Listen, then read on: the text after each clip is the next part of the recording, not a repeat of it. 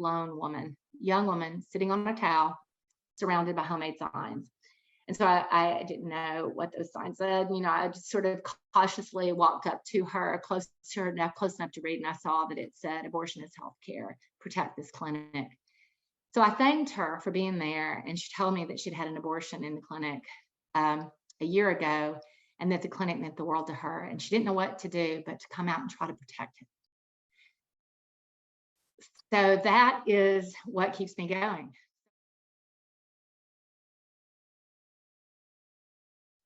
Hi, everyone. I'm State Representative Greg Meyer, and in the wake of the Dobbs decision, I'm going to do a series of video interviews with folks who are working on abortion access and reproductive health justice in North Carolina and what we need to do now. And today's the first one of these, and I am joined by Paige Johnson, who's the Chief Program Officer for Planned Parenthood South Atlantic, which covers 4 states in our region, including all of North Carolina. Paige is also one of my constituents and a long-term colleague, and we've been working together over the last few weeks in preparing for the Dobbs decision, figuring out what we need to do next in North Carolina. Paige, let me ask you first, in wake of the decision, what are you working on right now? Like at Planned Parenthood, what is in front of you this week, today? So what I'm working on right now is our new patient navigation program. So that means we recognize the Dobbs decision is going to make access to healthcare, safe and legal abortion a real patchwork. And so there will be states that have immediately, and there are states that have immediately gone dark, where abortion is no longer available, and people in those states need healthcare. And so they're going to be traveling across state lines. They're going to be calling desperately, asking, where can I find healthcare? And so we're going to help those folks navigate to safe and legal healthcare, which in some circumstances will include crossing state lines to do so. And we know that since the majority of people who have abortions are already parents, we know that they will be juggling issues like childcare. We know they'll be taking off work. We know that it disproportionately affects poor people. So they're going to need to be figuring out how to pay for it. And because they'll have to be traveling potentially, hundreds, thousands of miles, they're going to need help with the resources to get the health care they need. So we've launched a patient navigation program that is set up to help folks with funding. So funding for healthcare, funding for hotel stay, funding for travel. We're helping arrange childcare. We are welcoming certainly all of families into our health center who are coming looking for health care. So our patient navigation program, essentially safe passage to safe and legal health care, is what is consuming most of my time now. And to be clear, like we're talking about, like imagine a mom who works an hourly wage job, who already has 1 or 2 kids, and she has to travel from Mississippi, say, to get to a North Carolina abortion provider. And what you're pointing out is she may have her kids with her, she's got to take time off her job, all of these things. It's a very real human dilemma. Yeah, it's unlike anything I've seen in my lifetime in this country, where people will have to cross state lines to receive health care. And like you said, I'm from Alabama, I'm from the Deep South. Alabama, abortion is illegal now. And so if you're living in the Deep South, you woke up Friday morning to a Supreme Court case that said, you had no federal guarantee to health care. And so you've got to find where to go, and your state banned it. So yeah, you've got to, you may need help with gas to get there. We all are aware of how hot, expensive gas is now. We're set up to help you with that. If you need to come and stay because you've traveled so far, you've got kids with you, we're set up to help you with hotel stays. And I should say we do this in partnership with the abortion funds. There's a Carolina abortion fund that's fantastic. The abortion funds are critically important. And we are partnering with them and the independent providers who also offer abortion services to make sure that people get the care they need wherever that is. So one thing that people are asking right now is what can they do? So if people want to support you with this mission, this work, how can they do that best? Sure. People are just incredible. There's been an incredible outpouring. There was over the weekend. And so here's a couple of things I would say. So one of the reasons we're in the situation we are is because abortion is so stigmatized. And I want to own to being part of that stigmatization for years and years. We did not tell stories. We did not tell our abortion stories and we didn't encourage people to, because we knew that they involved sex and women's sexuality is always judged. And we knew that we felt they were deeply private and that people didn't have to tell their abortion stories. And so there was a real desire for us, to really steer clear of people telling their abortion stories. And I think there's a real detriment to that. And I think we've seen that. 1 in 4 American women will have had an abortion at some point in her lifetime, and yet we don't talk about abortion. And so the single most important thing you can do to help destigmatize abortion and take back the narrative and help us to really advance safe and legal abortion, access to safe and legal abortion, hopefully through legislation down the road in states where we can do that, is to begin telling your abortion story. And we can help folks with that in a more structured way. And if they follow us on our Instagram, Planned Parenthood South Atlantic, we do trainings on helping people learn to tell their stories in a way that will be authentic and hopefully not exploited by people. So we can help do that. But what's really important is people begin to have those individual conversations with people you care about. Tell the story. And I always say, everyone has a pregnancy story. Everyone has a pregnancy story, either themselves, they've been pregnant, tried to get pregnant, lost a pregnancy, everyone's got a pregnancy story. And that's where these stories begin. So humanizing people who face challenges during pregnancy, talking to people about why you chose an abortion. And it doesn't have to be because of an extreme set of circumstances. It's not. It's normal health care. So you're pregnant, you didn't want to be pregnant, you had an abortion, now you have the life you have, and you can participate fully in society, because that's quite frankly what safe and legal abortion has done for women in this country. So tell the abortion story, learn more about that, and we can help. I have to say that, because of the increased cost in patient navigation, contribute to Planned Parenthood, to independent abortion providers, abortion funds, wherever you can find them, make a contribution. Every dollar matters. If we're looking at filling somebody's gas tank, now it's like 50, but still $50 matters. It gets someone the gas they need to get to healthcare that they need. So that's really important. And you can get involved, and there are lots of ways to do that.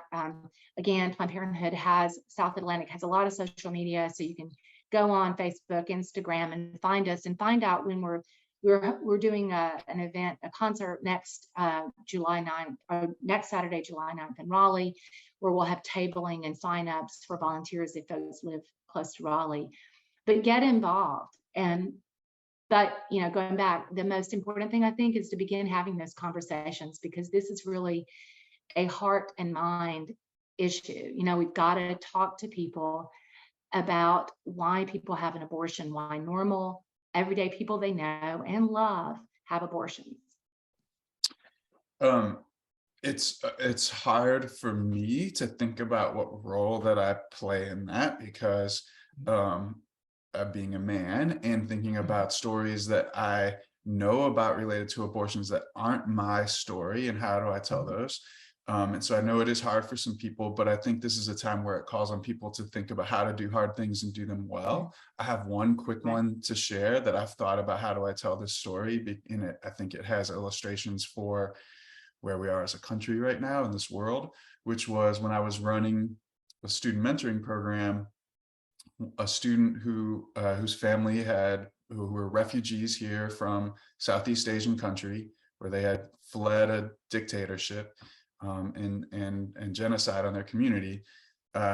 Student got pregnant in her senior year of high school, and didn't know how her mom would respond to her being pregnant, because they'd never talked about sex at all, and didn't know what her mom thought about abortion, didn't know anything, and was really, really scared. I told her mentor told me.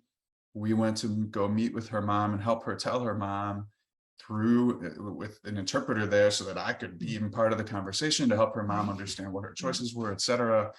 And the mom's response, which like, I literally had no idea how the mom would respond, but the mom's response was basically, I left my home so that my daughter could have an education and an opportunity for life, and I don't want that taken away from her.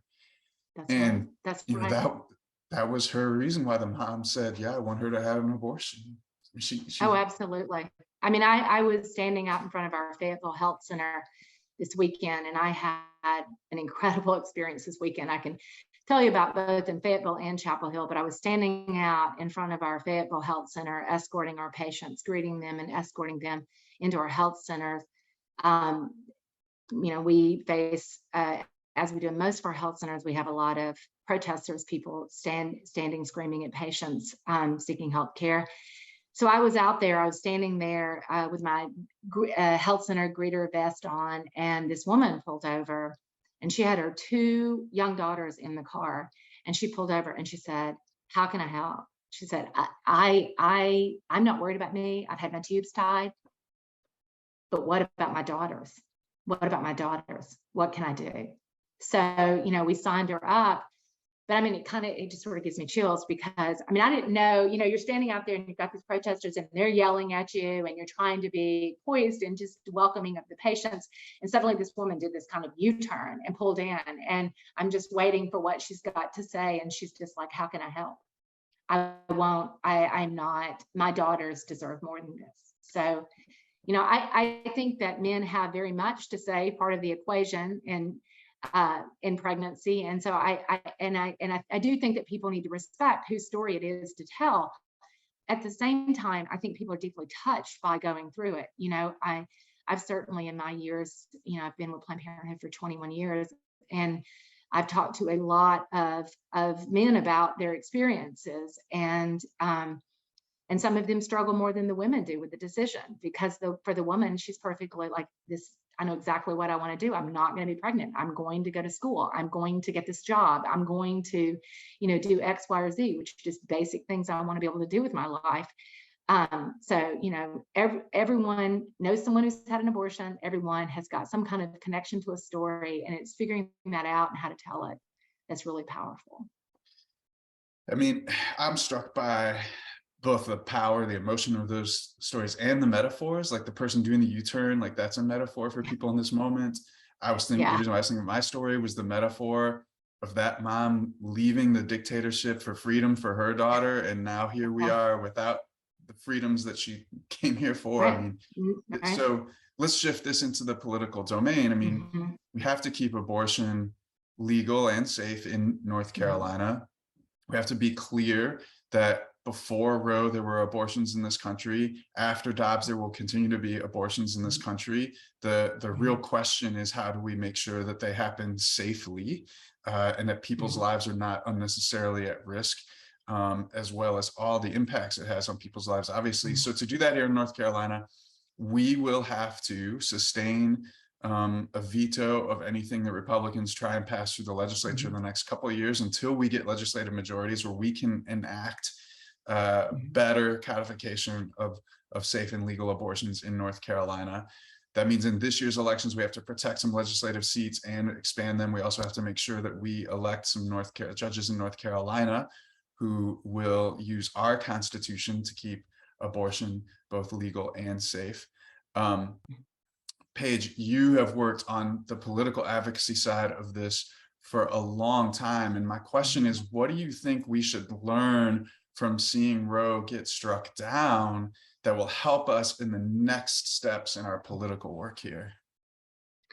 Well, I think that, I have for a long time understood the power of the state legislature, but I don't think that as many people do as they will now. I have long understood that my kids' education, the money for education, a lot of the policies in the schools, things that I care most deeply about, access to health care, Medicaid expansion, all of these things that I care deeply about, these are all determined by the state legislature. And so I always say to folks, like, you really ought to get excited about the state legislature and get engaged, because you can actually know your representative. You can know your senator in a way that you likely won't know your U.S., congressperson or U.S. senator, much less, the president, Or a these are Supreme people Court with justice.